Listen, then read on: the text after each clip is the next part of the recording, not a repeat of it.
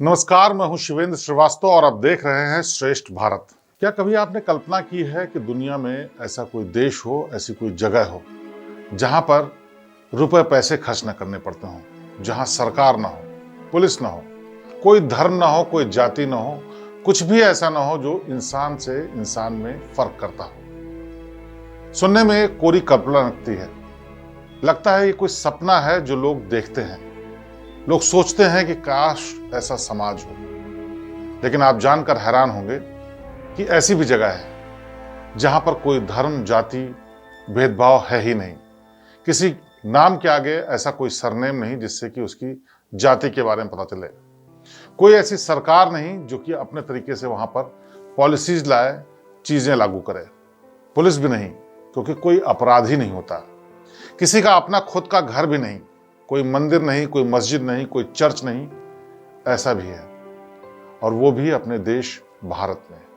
हैरानी की बात है, लेकिन भारत में एक ऐसी जगह है जो भारत से पूरी तरह से अलग है, जहां देश का कोई कानून लगाने की जरूरत ही नहीं पड़ती। यहाँ का बस एक ही कानून है जो उनका खुद का बनाया हुआ है। यहाँ जो भी रहेगा सेवक की तरह रहेगा, यानी कोई मालिक नहीं, कोई नौकर नहीं, कोई ऊंचा नहीं, कोई नीचा नहीं। सब लोग साथ मिलकर के काम करते हैं, और ऐसे लोग एक दो नहीं बल्कि 25,000 से ज्यादा हैं जो एक साथ एक जगह पर रहते हैं, खाते हैं, पीते हैं, लेकिन किसी के बीच में कोई भी फर्क नहीं है।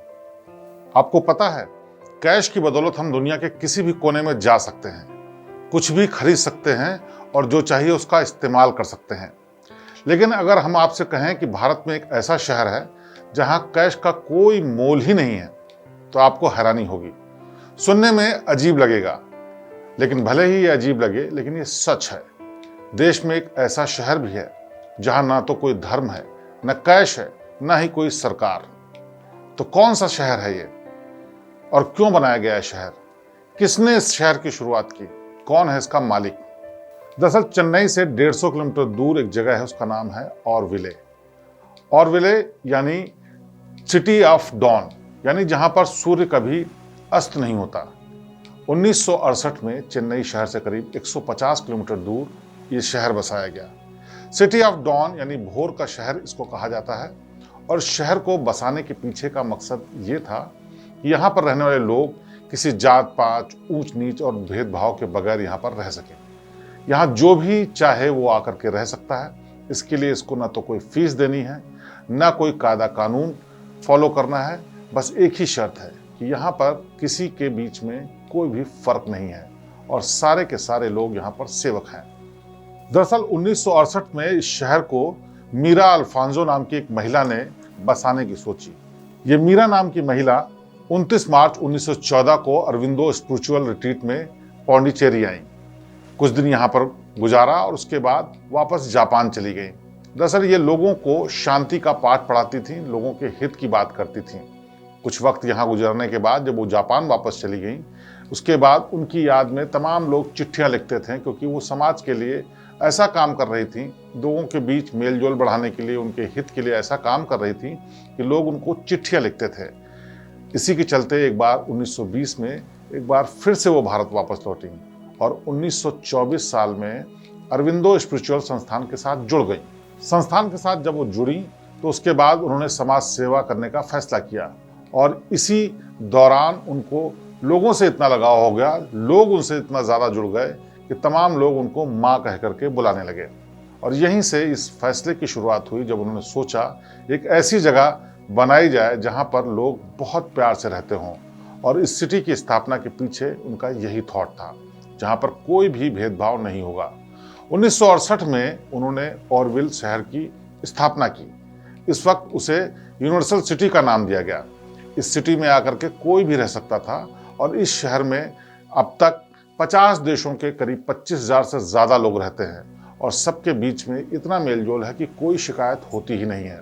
यहाँ पर जितनी भी महिलाएं, पुरुष, जो भी लोग रहते हैं, जाति के बंधन में, राजनीति, राष्ट्रीयता, जगह, शांति, तमाम और चीज़ों से अलग अपनी तरीके से शांति और सद्भावना के साथ रहते हैं। खास बात यह है कि इस शहर को भारत की सरकार ने भी मान्यता दे दी, और अपना समर्थन दिया। वो इस बात के लिए भी तैयार हो गए कि यहाँ पर ना तो कोई कोर्ट होगा, न कचहरी होगी, न पुलिस थाना होगा, यहाँ तक कि सरकार के नियम भी यहाँ पर लागू नहीं होंगे, बशर्ते यहाँ पर शांति बनी रहे। साल 2015 में इस शहर में आकर के कई तरीके के बदलाव शुरू हुए, क्योंकि इसकी चर्चा अब देश और दुनिया में होने लगी थी। क्योंकि यहाँ पर धर्म, जो कि लोगों को बांटने का काम करता है, जो लोगों के बीच में नफरत पैदा करता है, वो भी नहीं था। ना तो यहाँ पर कोई मंदिर है, ना कोई चर्च है, और ना ही कोई मस्जिद है। तो बस एक ऐसा हॉल जहाँ पे लोग योगा करने के लिए आते हैं, उसको मंदिर कहिए, मस्जिद कहिए या फिर गुरुद्वारा, लेकिन यहाँ पर तमाम लोग सिर्फ वहाँ पर योगा करते हैं, जिससे कि उनके मन को शांति मिल सके, जिससे कि वो स्वस्थ रह सके। किसी के यहाँ कोई तस्वीर या मूर्ति भी देखने को नहीं मिलेगी, किसी भगवान की यहाँ पर पूजा भी नहीं होती है। यूनेस्को में जब ये बात पहुंची तो उन्होंने भी इसको एक केस स्टडी की तरह माना और इस शहर की बहुत तारीफ की।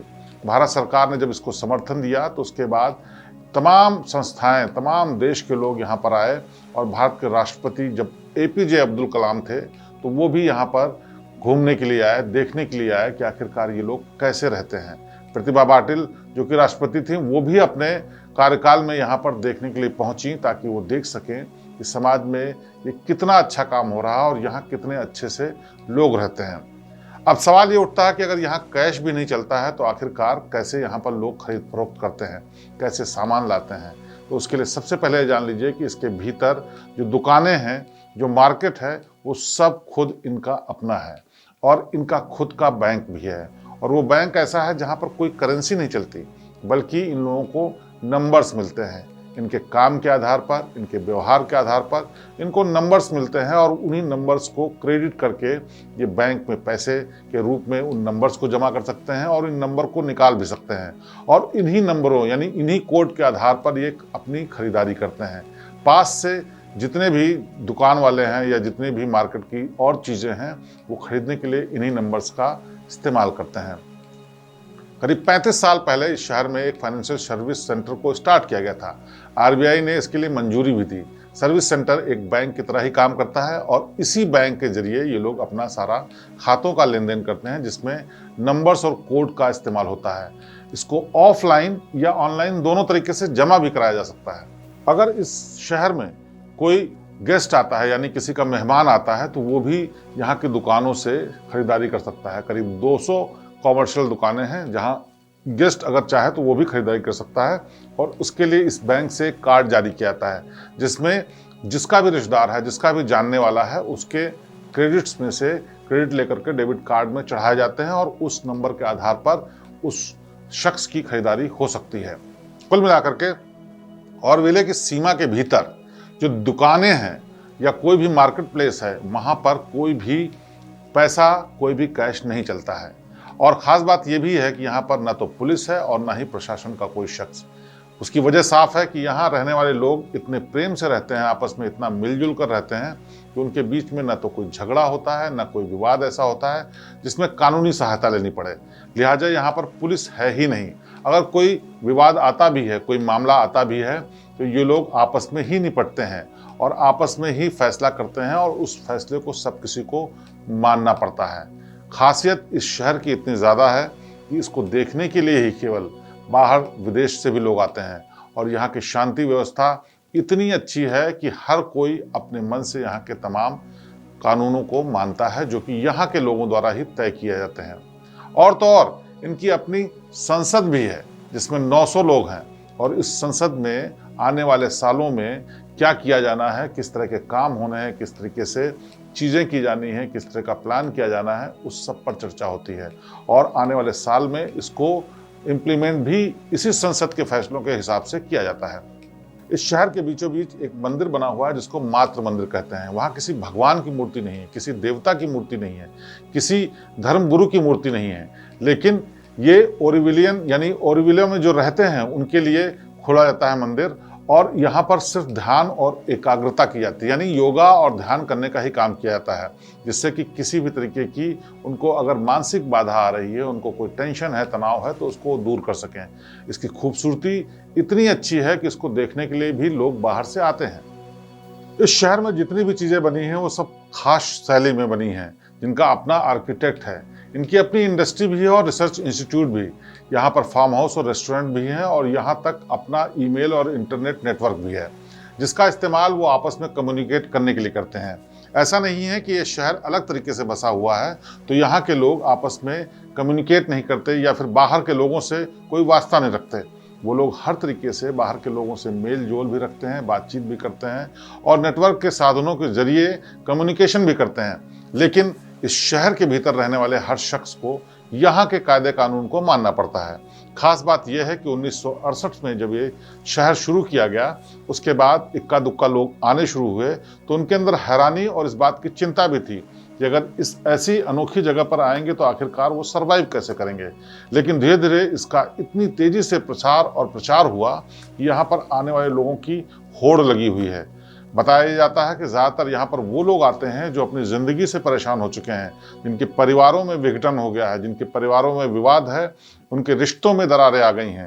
लेकिन यहाँ आने के बाद साइकेट्रिस्ट के मुताबिक, साइकोलॉजिस्ट के मुताबिक और डॉक्टर्स के मुताबिक उनके अंदर ड्रास्टिक चेंज आया है। यानी वो पॉजिटिविटी की तरफ इतना ज़्यादा बढ़े कि अब वो सामान्य से भी बेहतर जीवन गुजार रहे हैं। यानी यहाँ जो 25,000 के आसपास लोग रहते हैं, उनकी मानसिक स्थिति, आर्थिक स्थिति और सामाजिक स्थिति उनके पहले के जीवन से कहीं बेहतर है। और अब इस बात की भी चर्चा होने लगी है कि क्या ऐसे और शहर बनाए जाने चाहिए, क्या ऐसे और भी बस्तियां बनाई जानी चाहिए जहां धर्म और जात पात से ऊपर उठ करके, भेदभाव से ऊपर उठ करके लोग रह सकें, आपस में शांति से रह सकें। कई देशों में, दुनिया के और भी देशों में इस तरह के प्रयास चलते रहते हैं, इस तरह की बातें होती रहती हैं कि तमाम लोगों को मिलकर रहना चाहिए। भारत का तो मोटो ही यही है कि वसुधैव कुटुंबकम, यानी एक ऐसी दुनिया जहां सारे लोग मिलकर रहते हों। लेकिन ये शहर, जो किसको ऑरविले बोलते हैं, जिसको भोर का सूरज कहते हैं, जिसको यूनिवर्सल सिटी कहते हैं, वो अपने आप में इस सपने को साकार करता हुआ दिखता है। और यहाँ पर आने वाला हर शख्स हैरान होता है कि क्या ऐसी दुनिया भी हो सकती है, चाहे वो घूमने के लिए आया हो या पर यहाँ पर रहता हो।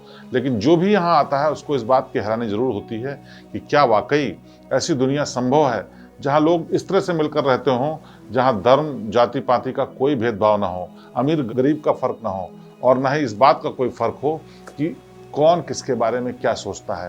क्योंकि यहाँ रहने वाले लोग अपनी मर्जी से जो भी चाहे वो करते हैं, बगैर किसी को नुकसान पहुँचाए किसी भी तरीके का जीवन जीते हैं। लेकिन उनको टोकने और रोकने वाला कोई नहीं होता, क्योंकि सब लोग मिलकर ऐसे रहते हैं जैसे ये अलग दुनिया है और इस अलग दुनिया में ये लोग एक ही परिवार के सदस्य हैं। तो कमेंट करके आप लोग बताइएगा कि क्या कभी आपने सोचा था कि भारत के भीतर ऐसा शहर हो सकता है जहां पर अनूठे तरीके से लोग रहते हों। और अगर आपको पता हो तो उसके बारे में बताइएगा, और ना ही पता हो तो किस तरह की जानकारी और किस तरह की कहानी आप लोग सुनना चाहते हैं ये भी बताइएगा। आपके जवाब का इंतजार रहेगा। तो हैरान करने वाली इस कहानी के साथ मुझे दीजिए इजाजत। अगली बार फिर किसी हैरत अंगेज और अलग कहानी के साथ आपके सामने पेश होंगे। नमस्कार।